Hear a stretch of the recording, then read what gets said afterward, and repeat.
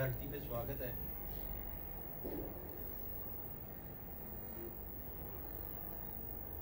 हमारे मुकद्दी साहब ने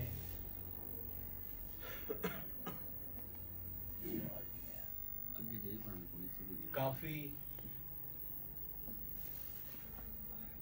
हिम्मत करके, काफ़ी जोर लगाकर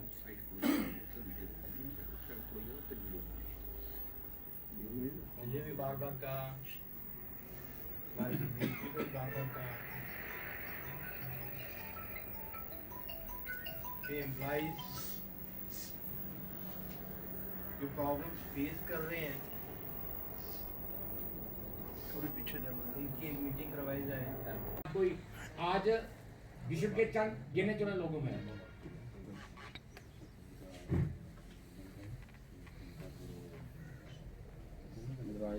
आप कर देंगे, आप कर देंगे। अब वो आए नहीं आए, वो शाम तक थोड़े लोग बैठे थे, लोगों ने घर भी जाना। तो फिर वो जीडी सिंह जी हैं,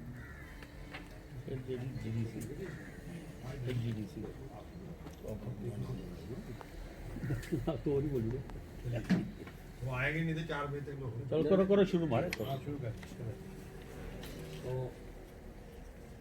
मैं शर्मा जी से बादल का शर्मा जी हमारे कोकर मिल से अनुरोध करना कि कम से कम चुनित बैठक का सम्मान की जाए। मंत्री जी को हमारे दूसरे जितने भी सम्मानीय है। अब बोलो, आगे बोलो। उसके बाद नारायण सिंह जी हमारे प्रभारी सांबा कंस्टिट्यूंसी के सर नारायण सिंह जी, हाँ अब आगे नाम प्रभारी बोलोगे तभी करेगा। जेडी सिंह साहब, जेडी सिंह साहब कन्वीनर बोलो ना, पूरा पढ़ के देखो, कन्वीनर लिखा हुआ है। कन्वीनर आर सेल नहीं, convener senior citizen cell. Senior citizen cell. चलो कोई नहीं, आपको बोलने की आती है, बोल लेंगे।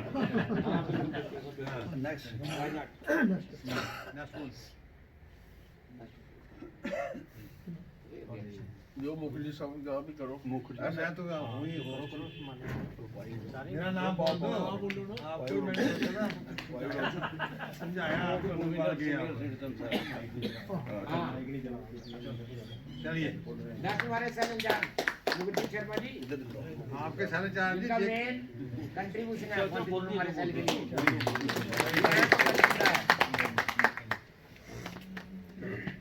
कन्वीनर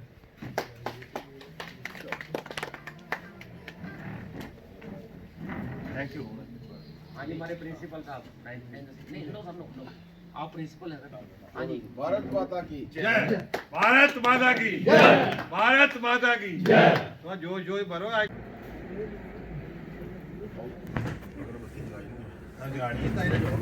आगे रखी है।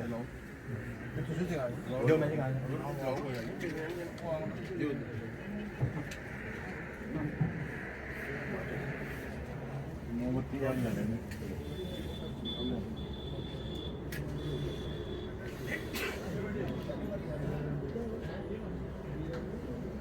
चलो बड़ी बड़ी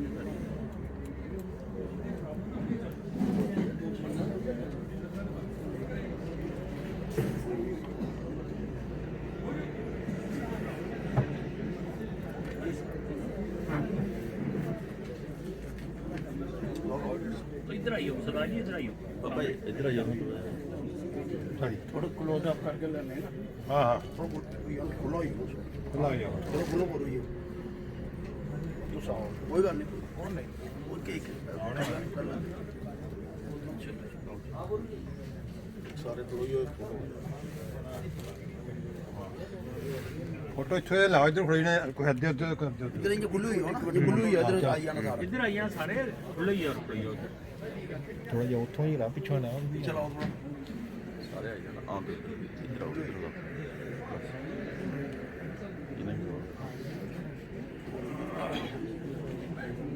आ रहे ना सारे।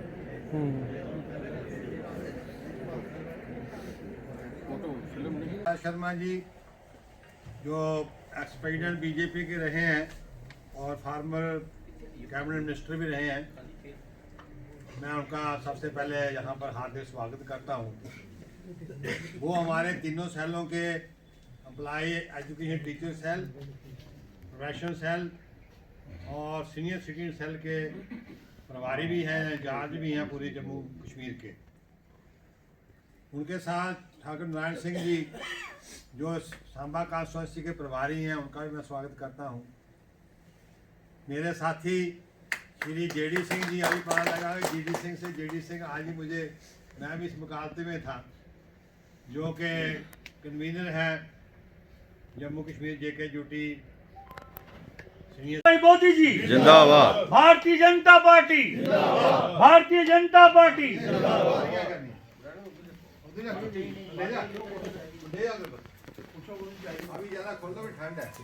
मंच में हसीन हमारे मानयोग और पूर्व में मंत्री श्री सत शर्मा जी, हमारे यहाँ के प्रभारी ठाकुर नारायण सिंह जी और हमारे टीचर एंड एम्प्लॉय सेल के श्रीमान मुकर शर्मा जी, हमारे को convener teacher and employ cell के सीनियर सिटीजन सेल के रिटायर एसएसपी अभी महाजन जी,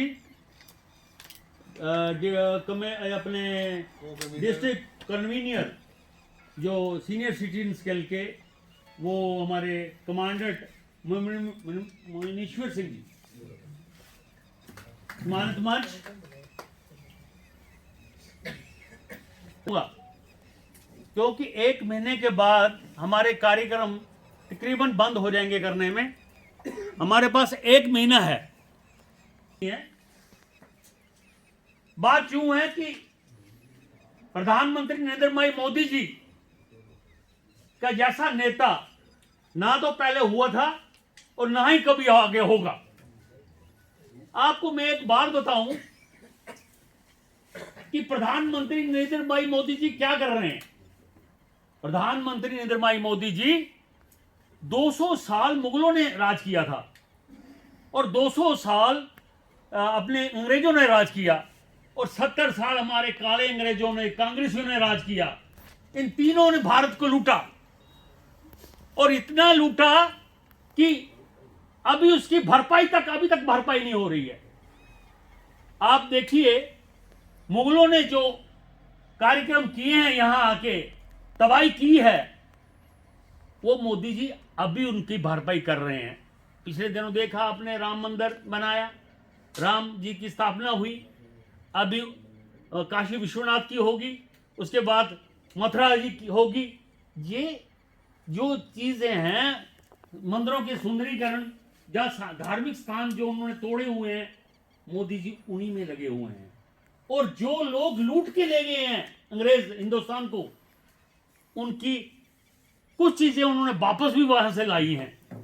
और ये मैं आपको बताना चाहता हूं, उनकी भरपाई आज नरेंद्र भाई मोदी जी कर रहे हैं। आप देखिए, हिंदुस्तान और चाइना इकट्ठे आजाद हुए थे, हिंद और चाइना इकट्ठे आजाद हुए थे। चाइना एक अंडा बेचता रहा, कच्चा माल उनको सप्लाई करता रहा, और जब वो वहां से चीज बना के बेचते थे, हमें 50% ज्यादा कीमत से बेचते थे आके, और हम कच्चा माल ही बेचते रहे। मगर आज मोदी जी उस मूड में नहीं है। आज मोदी जी यहाँ इंडस्ट्री सेटअप करने के लिए हैं, बहुत बड़ी बड़ी इंडस्ट्री सेटअप हो रही है। तो इसमें 2 लाख किलोमीटर हाईवेज बने हैं।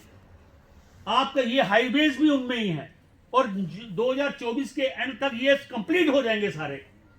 तो कहने का मतलब इतना है कि जितनी डेवलपमेंट मोदी जी के टाइम में, आप लोग सोच सकते हैं, आप सब पुराने लोग हैं, कि जम्मू में इतनी डेवलपमेंट हो सकती थी अगर मोदी जी की हुकूमत नहीं आती तो। जैसे मुखर्जी ने कहा है कि जम्मू में लोग डरे हुए थे। मैं कह रहा हूं, हम लोग कहते थे चलो ये हिमाचल में जमीन ले लेते हैं, ज्यादा नहीं तो 5 उमर ले लेने भाई, तू शिफ्ट कर लेने। वो नौबत आ गई थी। और आज हिंदुस्तान में क्या, वर्ल्ड में हिंदुस्तानी सिर ऊंचा उठा के चल रहा है। और जब भी हिंदुस्तान को कोई बार पूछता है कि आप कौन हो, आप यू आर इंडियन, वो बड़े रिस्पेक्ट से बात करते हैं। मोदी जी की कंट्री से ऐसे रिस्पेक्ट करते हैं। आपके जो विचार जो पब्लिक में ट्रैवल करते हैं, आपकी डिस्कशन जो है वो लोग सुनते हैं, क्योंकि आप पढ़े लिखे लोग हो, आपने सर्विस दी है, और आप जो कहोगे उससे एक ट्रेंड बनता है, उससे एक परसेप्शन समाज में तैयार होती है, और जो आपका रोल बनता है इस परसेप्शन को तैयार करने के लिए एक बहुत बड़ा रोल है। तो साथियों, जहाँ जहाँ भी आप लोग बैठे हो, जहाँ जहाँ भी आपका आपका एक दायरा है, वहाँ वहाँ मोदी जी की जो बात करके, जैसे देश आज के दिन देश कहाँ पहुँचा है, आप नज़र दौड़ाए। आप लोगों ने तो मेरा ख्याल पिछले 30-40 साल का भी पूरा सिस्टम, जो सरकारी तंत्र का सिस्टम था, आप लोग सरकार में रहे हैं, आपको पता है कि वहाँ किस ढंग से काम किया जाता था। पहली जितनी भी सरकारें रही, उन्होंने जो हमारा सरकारी तंत्र था उस सिस्टम को बिगाड़ कर रख दिया था, और उससे उसका असर क्या होता था, उसका असर लोगों पर पड़ता था। साथियों, आप लोगों का जो एक आपके जो विचार जो पब्लिक में ट्रैवल करते हैं, आपकी डिस्कशन जो है वो लोग सुनते हैं, क्योंकि आप पढ़े लिखे लोग हो, आपने सर्विस दी है, और आप जो कहोगे उससे एक ट्रेंड बनता है, उससे एक परसेप्शन समाज में तैयार होती है, और जो आपका रोल बनता है इस परसेप्शन को तैयार करने के लिए एक बहुत बड़ा रोल है। तो साथियों, जहाँ जहाँ भी आप लोग बैठे हो, जहाँ जहाँ भी आपका एक दायरा है, वहाँ वहाँ मोदी जी की जो बात करके, जैसे देश आज के दिन देश कहाँ पहुँचा है, आप नज़र दौड़ाए। आप लोगों ने तो मेरा ख्याल पिछले 30-40 साल का भी पूरा सिस्टम, जो सरकारी तंत्र का सिस्टम था, आप लोग सरकार में रहे हैं, आपको पता है कि वहाँ किस ढंग से काम किया जाता था। पहली जितनी भी सरकारें रही, उन्होंने जो हमारा सरकारी तंत्र था उस सिस्टम को बिगाड़ कर रख दिया था, और उससे उसका असर क्या होता था, उसका असर लोगों पर पड़ता था। लोग ऑफिस में जाते थे और दर बदर होते थे। अब अभी आपने देखा होगा कि किस ढंग से वो सिस्टम में चेंजेस आ रही हैं, तकलीफें हो रही हैं, क्योंकि जो एक सिस्टम जो खराब हुआ उस सिस्टम को ठीक करने के लिए जब आप चेंज लाओगे तो उसमें थोड़ी सी दिक्कत जरूर आती है। लेकिन अब धीरे धीरे जो सिस्टम एक ऑनलाइन सिस्टम हो रहा है, अभी आप कोई लाइसेंस बनाने के लिए जाते हो, आप देखिए किस ढंग से वहाँ दिक्कतें दिखती हैं। मैं ये नहीं कहता कि सारी समस्याएं सॉल्व हो चुकी हैं, लेकिन जो एक शुरुआत समस्याओं को समाधान की जो एक शुरुआत है, वो शुरुआत बड़ी तेजी से आगे बढ़ रही है। अब जब आपका पासपोर्ट बनता था, आप कितनी दिक्कतें आती थी आपको, और बड़े सारे डिपार्टमेंट, अभी रेवेन्यू डिपार्टमेंट में आपकी जो उन्होंने वो एक डायरी तैयार की है, अब गूगल मैप में सारी चीज़ें आ गई हैं। अगर आज आप फर्द कटवाने के लिए जाते हो, पहले जैसा हिसाब नहीं है, ज़मीन कहाँ पे है, फर्द कहाँ पे है, कब्जा किसी का है, पुलिस वाले रेवेन्यू वाले मिलकर, और जो लैंड ग्रैबर लोग थे उनका कितना, 500 सालों से वो एक मैं समझता हूँ कि वो जो एक समस्या बनी हुई थी। देखिए, उससे 500 साल पहले अगर आप पीछे जाएं, अगर सोचें किस ढंग से हमारे मंदिरों को तोड़ा गया, किस ढंग से हमारे लोगों की कन्वर्शन हुई, आप अंदाज़ा लगाएं ना, किस ढंग से अगर कन्वर्शन होती है तो उस समय आदमी अपना घर नहीं, आदमी अपने हमारे जो कश्मीरी पंडित थे, जब उन्होंने कश्मीर छोड़ा तो किन कष्टों के साथ उन्होंने अपनी जगह को छोड़ा होगा। ये तो कन्वर्शन की बात थी, आपको धर्म बदलना पड़ा, और उस समय कितनी ज़बरदस्तियाँ हुई होगी।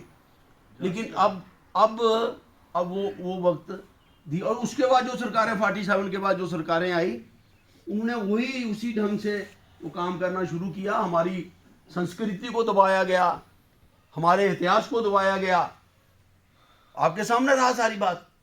तो आज आप देखिए, माननीय 2014 के बाद माननीय नरेंद्र भाई मोदी जी ने सामाजिक स्तर पर, धार्मिक स्तर पर और सियासी स्तर पर किस तरीके से भारत में बदलाव लाया, और सारी व्यवस्था जब को पटरी पर लाने का प्रयास किया, और आप लोगों के सहयोग से 2014 में आप लोगों ने 282 सीटें जिताकर मोदी जी को प्राइम मिनिस्टर बनाया, और उसके बाद दोबारा, ये एक इतिहास है, आप लोगों ने दोबारा मोदी जी को 303 सीटें देकर दोबारा भारत का प्रधानमंत्री बनाया।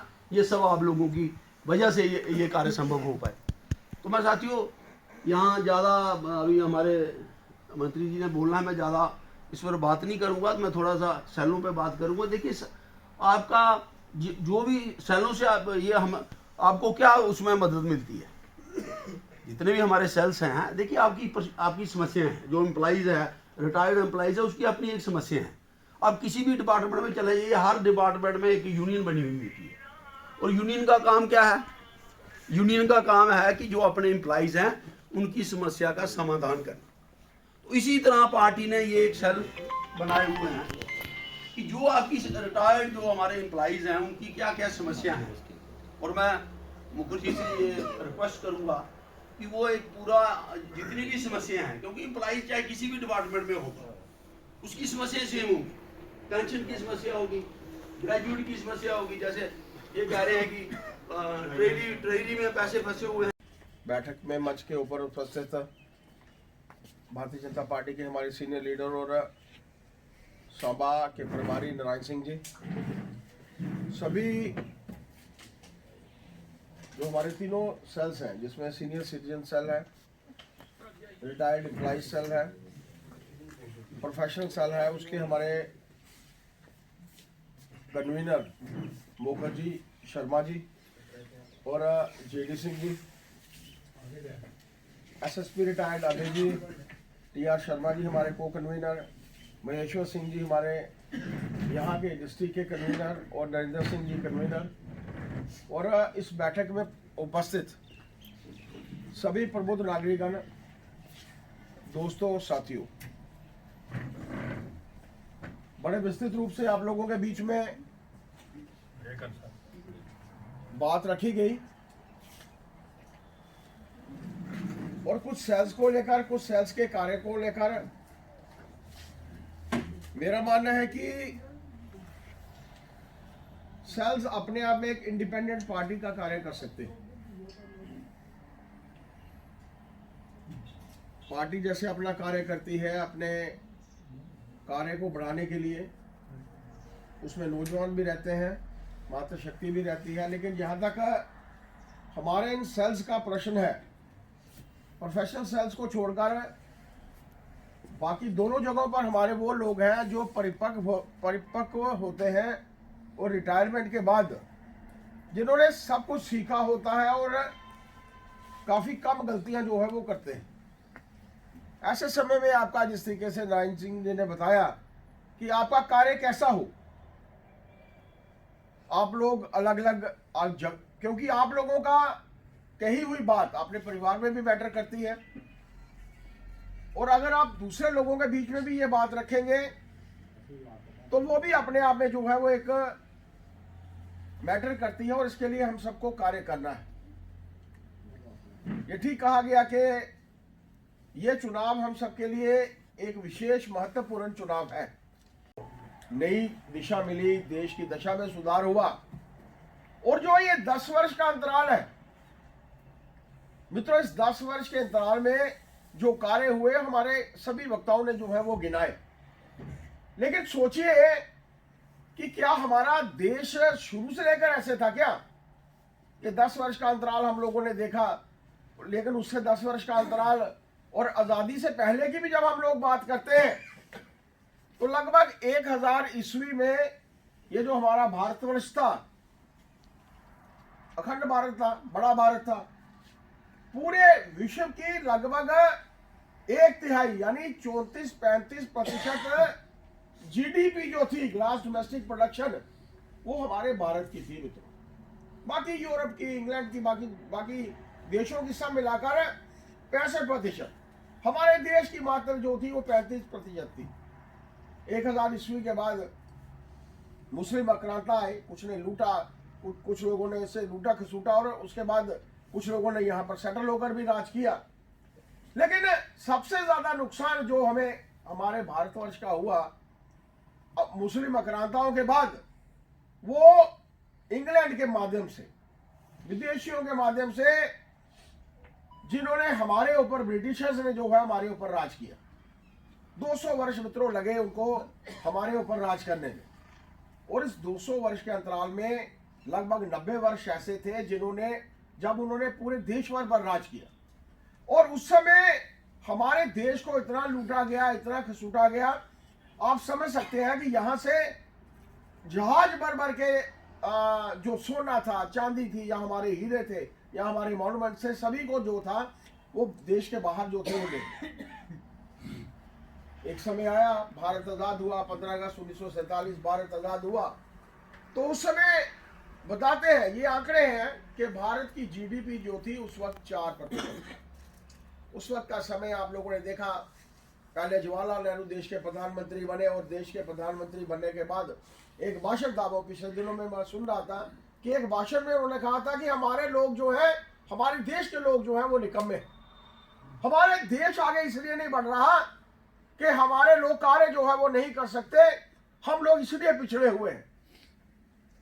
उसके बाद लगातार से सरकारें रही, लेकिन मित्रों मेरा ये मानना है कि जो कार्य नरेंद्र भाई मोदी जी की सरकार के समय में हुआ है, आज अगर हम अपने आप को ब्रिटिशर से ऊपर पाते हैं, विश्व की इकानमी का अगर हम लोग अपने आप को 5वां हिस्सा कहते हैं, तो ब्रिटिशर्स जो है हमारे पीछे हैं। हम लोग 5वीं पदान पर हैं और ब्रिटिश जो है वो 6ठी पदान पर है। आज भारत जो है 3 ट्रिलियन इकानमी जो है वो बन चुका है।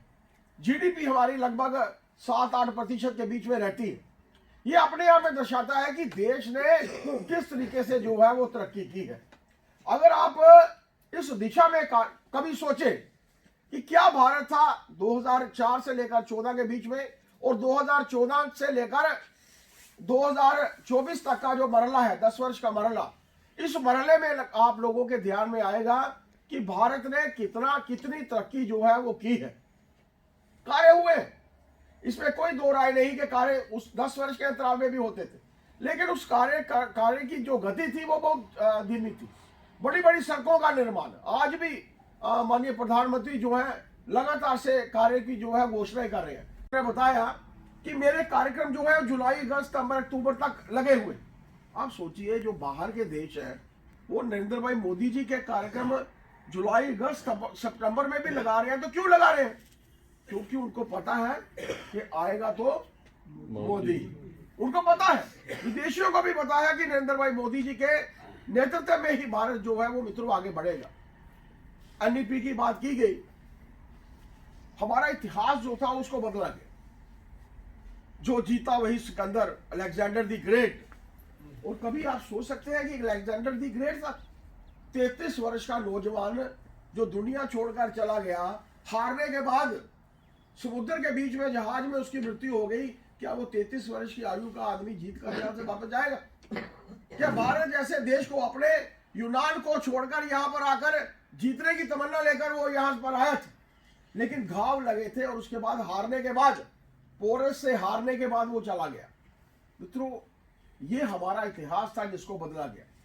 हमारे इतिहास में कई हमारे वीर योद्धा थे, उनको मिलिटेंट बताया गया, उनको टेररिस्ट बताया गया। कारण ये था कि हमारा इतिहास कांग्रेसियों के कोशिश की। Alexander the great, Akbar the great, और वही ग्रेट जो कभी महाराणा प्रताप को हरा नहीं पाया। एक इतना किला था, लगभग 20-25 रेडियस का किला होगा, 20-25 किलोमीटर रेडियस का किला, उसको वो असफल रहा। वो आप सोचिए कि फिर भी उसको कहा गया कि अकबर द ग्रेट, कभी महाराणा द प्रताप को ग्रेट नहीं कहा गया। ये हमारी पॉलिसी थी, जो हमारी एजुकेशन पॉलिसी थी, जिसके चलते हमारा देश जो था बच्चों को पढ़ाया जाता था। और जो बच्चों को पढ़ाया जाता है, तो मेरा मानना है कि वही पढ़ाया जाता है और वही वो बच्चे सीखते हैं। आगामी आने वाले समय में इस एनईपी के माध्यम से जो भी बताया गया 5+4+4+2 16 वर्षीय आयु का, इस समय में आपके बच्चे क्या सीखेंगे, आपको आगामी आने वाले 5 वर्ष में पता चलेगा। मित्रों, मैं ये ज्यादा वक्त आप लोगों का नहीं लेना चाहूंगा, लेकिन मैं ये कहना चाहूंगा कि कुछ ऐसी शक्तियां हैं जो देश को बर्बाद करने की तरफ अग्रसर हो रही हैं। उनको लगता है कि अगर नरेंद्र भाई मोदी जी का नेतृत्व भारतवर्ष को मिला, नरेंद्र भाई मोदी जी के नेतृत्व में भारतवर्ष 10 वर्ष के अंतराल में इतना आगे बढ़ा है कि अमेरिका जैसे देश के राष्ट्रपति को पीछे से टैप करके बताना पड़ता है, प्रधानमंत्री जी मैं खड़ा हूं, मेरी तरफ भी देखिए। ऑस्ट्रेलिया का प्रधानमंत्री नरेंद्र भाई मोदी जी को दी बॉस कह के बुलाता है। ये देश बड़ा है, हमारे देश का सम्मान बड़ा है। गिनी पापुआ जैसा छोटा देश ही सही, लेकिन उसका प्रधानमंत्री नरेंद्र भाई मोदी जी के पांव छूकर आशीर्वाद लेता है। ये बदलता हुआ भारत है, और इस बदलते हुए भारत में मित्रों क्या कोई विदेशी चाहेगा? ऐसे लोग जो विदेशी हैं, क्या वो चाहेंगे कि भारतवर्ष में पुनः नरेंद्र भाई मोदी जी का राज हो, ये भारत बढ़ता जाए? आज 5वीं जगह पर है और आगामी आने वाले समय में जैसे जेडी साहब ने कहा है कि 31वीं कॉलोनी जो है वो बनने जा रहा है। क्या ये लोग चाहेंगे कि 2047 में भारत एक विकसित देशों की श्रेणी में सबसे आगे खड़ा होगा?